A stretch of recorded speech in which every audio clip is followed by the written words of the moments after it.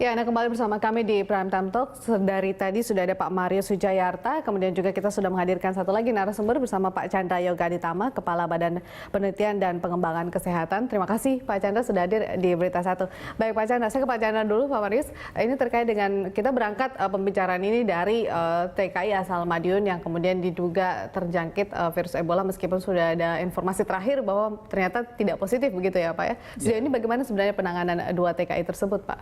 Yang pertama, mereka kan pulang dari Liberia hari Minggu, 2 minggu lalu. Kabarnya Anda satu pesawat ya? Ya, kebetulan sama-sama saya satu pesawat. Oke. Dan waktu berangkat dari Liberia, saya tidak dari Liberia, saya dari tempat lain, di ketemu di Abu Dhabi. Waktu berangkat dari Liberia, mereka sudah dicek, sudah ditandai di paspornya bahwa itu sehat-sehat saja. Gitu ya? Kemudian dari Liberia mereka ke Casablanca kalau saya tidak salah, itu juga dicek di sana, juga oke-oke saja. Lalu mereka ke Abu Dhabi ke Jakarta. Waktu datang sama-sama saya, mereka dikumpulkan dan diperiksa dan semuanya sehat.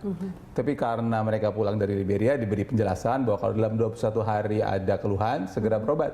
Nah, ternyata 2 dari 29 itu ada demam. Tentu saja demam itu bisa flu, bisa demam berdarah, bisa malaria, bisa macam-macam sebabnya. Tapi karena kewaspadaan, karena mereka pulang dari Liberia, makanya dimasukkanlah salah satu kemungkinan Ebola. Begitu. Sebenarnya tidak terlalu berat keadaannya kan, sampai sekarang juga sudah baik, sementara Ebola kan biasanya lebih berat.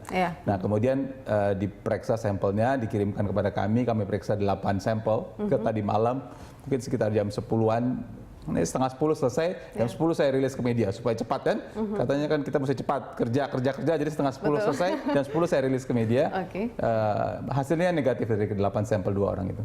Tapi kalau dari penjelasannya kemudian artinya pengawasannya sebenarnya sangat ketat ya Pak ya, dari tiap negara kemudian diperiksa, pindah ke negara lain kemudian diperiksa. Sebenarnya tidak setiap negara, jadi kan WHO ini kan membagi dunia ini dalam 4. 3 negara yang memang ada kasusnya, yang ada community transmission. Kemudian negara yang punya direct flight.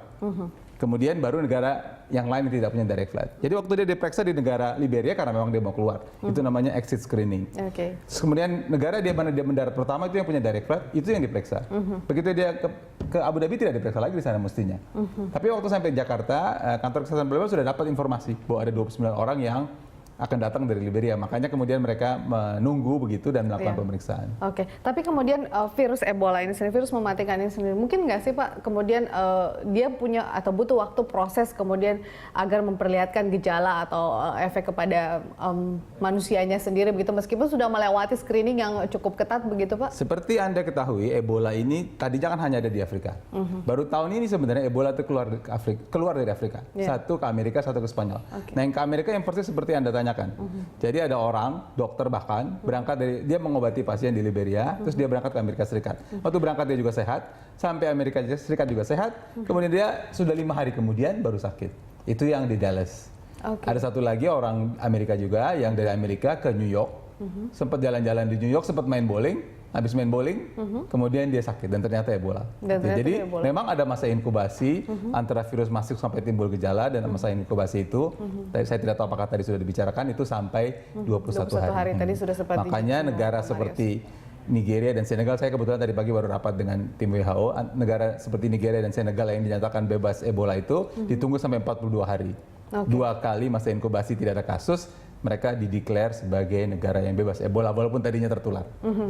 Berarti dengan kondisi saat ini meskipun negatif, apakah kemudian tetap harus kita waspada untuk khususnya negara Indonesia sendiri ya Pak ya, ada teridentifikasi seperti itu meskipun negatif, tapi kan kita juga bisa jadi dari bukan hanya TKI, tadi Pak Marius sudah sempat menyinggung ada orang yang kemudian juga ada kepentingan bisnis dari Afrika datang dan lain-lain, itu apakah memang kita perlu melakukan langkah yang lebih preventif lagi? Jadi seperti saya sampaikan, pada waktu mereka keluar dari negara itu sudah dilakukan exit screening dan mereka sudah diberitahu sebenarnya di negara itu bahwa kamu punya, artinya waspadalah 21 hari ke depan.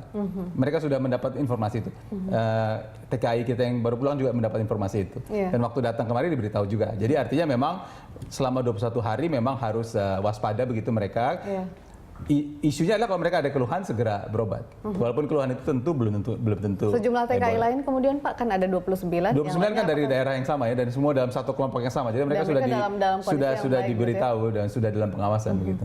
Baik. Tadi juga sempat disinggung oleh Pak Marius bahwa terkadang yang kemudian juga dikhawatirkan karena terlalu cepat menyimpulkan bahwa kondisi orang tersebut meskipun sudah sempat mengalami gejala yaitu demam, sakit tenggorokan, nyeri otot, kemudian terakhir hanya ini malaria atau ini demam berdarah, kemudian ini ini bukan virus Ebola. Terlalu cepat kemudian menyimpulkan hal-hal seperti itu. Apakah memang itu juga perlu dikhawatirkan begitu, Pak? Yang menyimpulkan ada Ebola atau tidak ada Ebola itu harus pemeriksaan yang dilakukan untuk itu. Bahwa ada malaria, demam berdarah itu cerita lain. Tapi untuk Ebola sudah jelas dia dikirim. Saat ini memang masih baru dilakukan di Jakarta.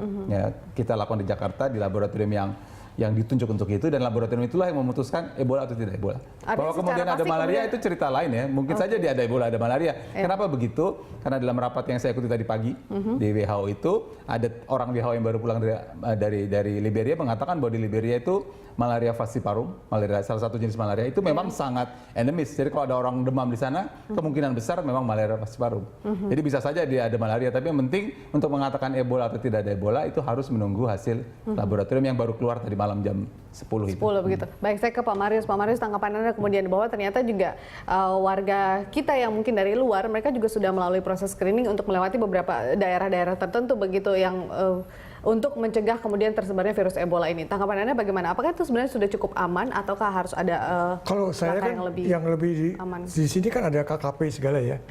Ini kan ada dari bandara terus melalui laut ya. Nah, apalagi di Indonesia kan pelabuhan kan bukan aja yang resmi atau setengah resmi. Nah, itu juga harusnya apa yang dilakukan oleh pemerintah ya. Untuk yang dari Afrika itu ya, atau yang sering bolak-balik atau yang dagang segala macam yang lewati ya pelabuhan tikus lah ya. Nah, itu bagaimana upaya pemerintah untuk menghadapi hal itu ya? Sampai sejauh mana? Jadi kan antara pemerintah pusat dengan pemerintah daerah kan kalau dulu gampang, Kementerian Kesehatan punya Kanwil ya.